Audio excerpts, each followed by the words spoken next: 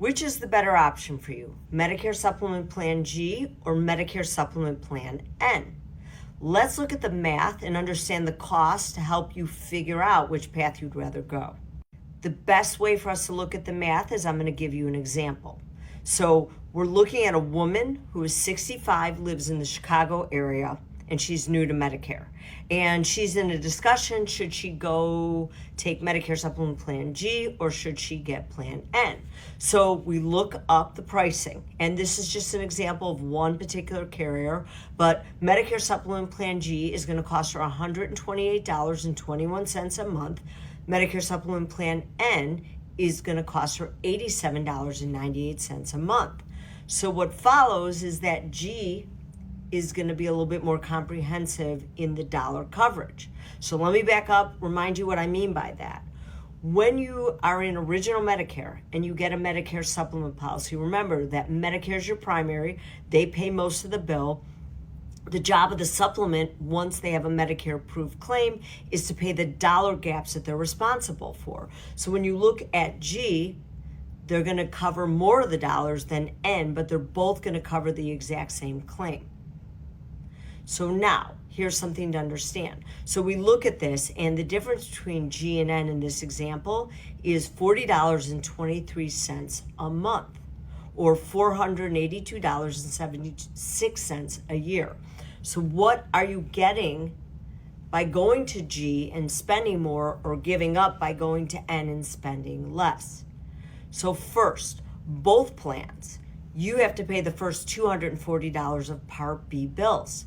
So whether you're in G or N, that is going to be your responsibility. Once you pay that $240, then Medicare is now on the hook for 80% of your bill, and the supplement, or you, is going to pay the remaining 20%. That's why you get the supplement, so it's not you. Now, let's get to the specifics of this example. So in looking at this example, this woman goes to the doctor and she has an office visit, and it's $1,000. The claim gets submitted to Medicare. They process it. She's already met her $240 deductible, and Medicare is on the hook for 80% of her bill. So that's $800. So now there's $200 remaining. So let's talk about what happens to that $200, whether she has G or she has N. Now, both plans are going to cover the claim because it's already been approved by Medicare. But under Plan G, because she's already met her deductible, the supplement's going to pay the full 100% of the 20% remaining. So the supplement's covering the $200. Under Plan N, where she is paying a lower premium and has co-pays, the supplement company is going to pay $180 of the $200, and she is going to pay a $20 copay.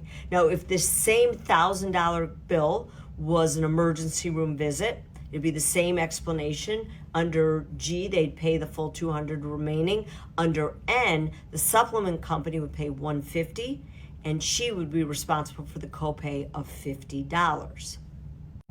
So when you look at it, what's happening is with Plan G, you pay more premium up front, and then you do not contribute to the cost once you've paid the $240 deductible. With Plan N, you pay less premium up front, but then when there is 20% remaining of the bill, you are participating in the cost. So if you looked at this example here, and there's a $40 difference between the premium, she would have to go, if we're just focusing on doctor office visits, she would have to go to 2 office visits a month to spend the same amount that she's spending on G. If it was an emergency room visit, it's a $50 copay, so it'd be less emergency room visits. But the point being is that that's how you kind of look at the math. So if you said to me, well, I'm somebody, I go to the doctor twice a year, and so maybe you're looking at $40 of copays, and maybe take into account one emergency room visit, another $50. So there's $90. But here we're talking about saving $482.76. Now this person has saved that, but they've spent an additional $90. And that's why what I'm saying to you is it's up to you what fits your sense of, balancing your bills and figuring out how you want to spend your money. Here you spend, like I said, more up front. Here you spend, less up front, but you spend as you go.